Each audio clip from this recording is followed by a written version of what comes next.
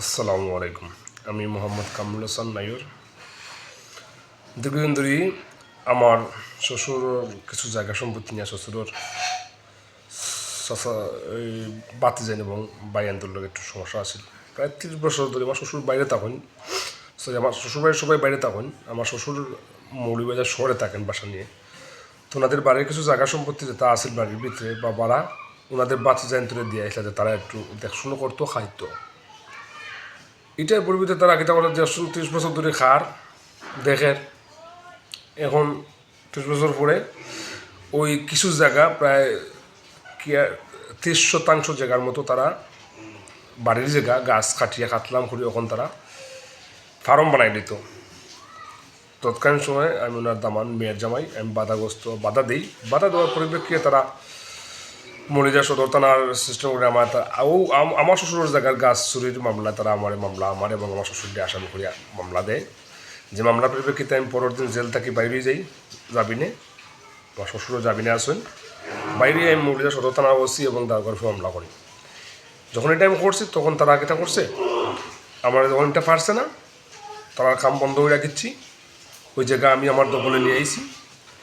তখন তারা একটা মব সৃষ্টি করি আমার বাড়িতে আমার হামলা করে, আমার ক্যামেরা ভাঙে, আমার বউ বাচ্চার উপরে হামলা করে এবং আমার একটা মোটর বাইক সিডিয়ে ফুরাই নেয়। গোর্তাকে 60 বড়ি স্বর্ণ এবং বিভিন্ন দামি জিনিসপত্র নিয়ে যায়। যার সিসিটিভি ফুটেজ, ভিডিও, সম্পূর্ণ ডকুমেন্ট আমার কাছে আছে। তো আমি দিন রাত্রে আমি সিলেট ছিলাম একটা জরুরি কাজে। তো এরপরে আমি কোর্টে গিয়ে ডাকাতি মামলা করি, সাতধারা কোর্টে একটা মামলা করি।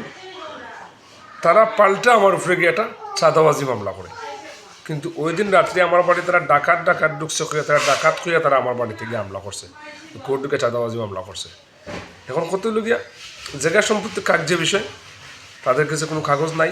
স্থানীয় চেয়ারম্যান বা স্থানীয় মেম্বার বা স্থানীয় কোনো মানুষই এগুলো জানে না। তারা লন্ডন প্রবাসী চাষা জলাল ওনার সার্বিক সহযোগিতা এবং সমাজে কিছু কুচক্র মল আছে যারা টাকায় বিকে, ওদেরকে নিয়েই আমার প্রতি মতটা সৃষ্টি করা হয়।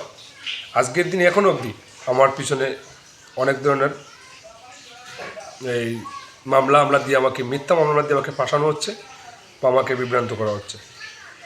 সমাজে বিবেকবান যারা আছেন, সাংবাদিক সহ আইন প্রণয়নকারী, আপনাদের কাছে আমার জোর দাবি আমার এই বিষয়টা আপনারা তুলে ধরবেন, সত্য মিথ্যা যাচাই করবেন। আমি জানা নিরাপত্তায় দিতেছি। সবাই ভালো থাকবেন। আসসালামু আলাইকুম।